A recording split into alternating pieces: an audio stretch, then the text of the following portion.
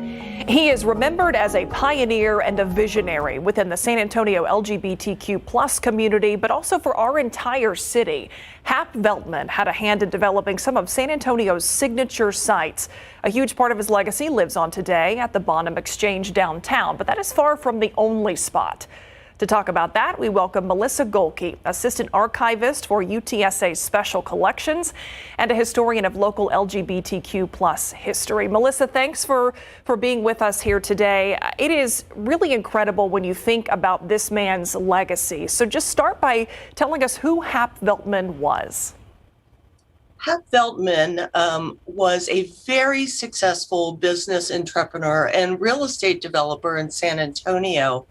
He grew up in the city, and he recalled in his part of his memoir about walking around the city streets with his grandmother and how beautiful he thought the city was, and especially its historic buildings. Hack would refer to, later in his life, the San Antonio River as San Antonio's Main Street. When he went off to college and returned, he was very dismayed to find out that a lot of historic buildings had been razed and modern structures put up in place of those. And he really felt a personal connection to the city, to the people of the city, and to historically preserving the buildings that still existed. And he was responsible for keeping many of the iconic structures that we have today, such as the Aztec Theater. So without Hack, the city would have looked very different in the Common Era. The Riverwalk was such an intrinsic piece of his vision. He opened the Kangaroo Court back in the late 1960s, which was the first commercial establishment to really take off on the Riverwalk, and it kickstarted development of the Riverwalk and what we see today. So he truly was a visionary on many levels, ensuring that the city was preserved for its citizens. He understood the importance of tourism to San Antonio, but he was very focused on the folks that lived here and making sure that this city stayed livable for them. I think he'd be very impressed with the current landscape of San Antonio and how it's extended beyond his original vision with the downtown core in the Riverwalk, and has pushed south and north to really accommodate San Antonians and enjoying the river, and in fact, using it as San Antonio's Main Street. We've been showing some images from UTSA Special Collections, and part of that, I mean, the Special Collections encompasses a wide range of topics, but part of some of what we've been showing are some of the LGBTQ plus publications that UTSA has helped preserve, and Hack was integral in creating a safe space for those in that community, which was really revolutionary back in the 70s.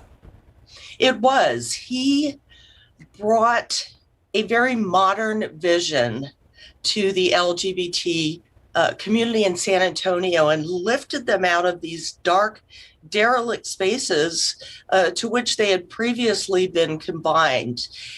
When he opened the San Antonio Country, it was a very visible statement that invited in not only members of the LGBTQ community, but anyone who had a liberated sensibility and really wanted to experience the whole of San Antonio. It was known at the time as the largest gay disco in Texas. And in fact, it may have been one of the largest gay discos in the United States. And while you're talking about San Antonio Country, most people might not realize that back then it was often the target of police raids, and then he was also involved in military hearings. Talk a little bit about that history. Yes, the San Antonio Country, while it was extremely popular, it drew some very unwanted attention from both local police and military police. Homosexuality, while it was more visible during the 70s because of gay liberation. There was still a lot of persecution, and local police, and in particular military police, would raid the club on a regular basis.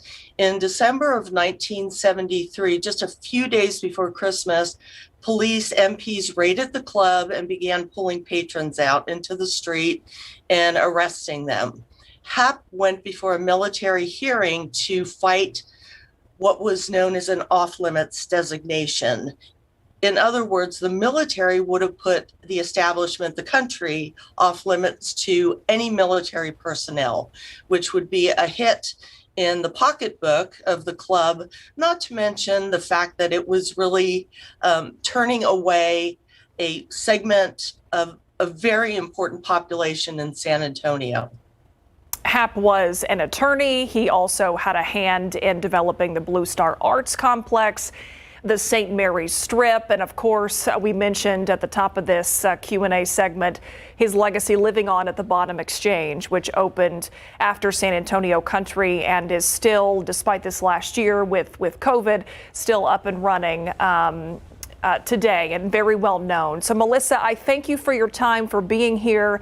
This is the focus of an upcoming episode of our streaming show, KSAT Explains, and the impact that Hap has had. You lend your expertise in that episode as well, and just shaping our city as a whole, not only for the LGBTQ plus community, but for all of us, so many of the sites that we know and love. So that episode is going to be available to check out next week, next Tuesday, starting at 7 p.m. on KSAT.com. Melissa Gohlke with UTSA Special Collections, thanks so much for your time. Thanks so much for having me. I appreciate it.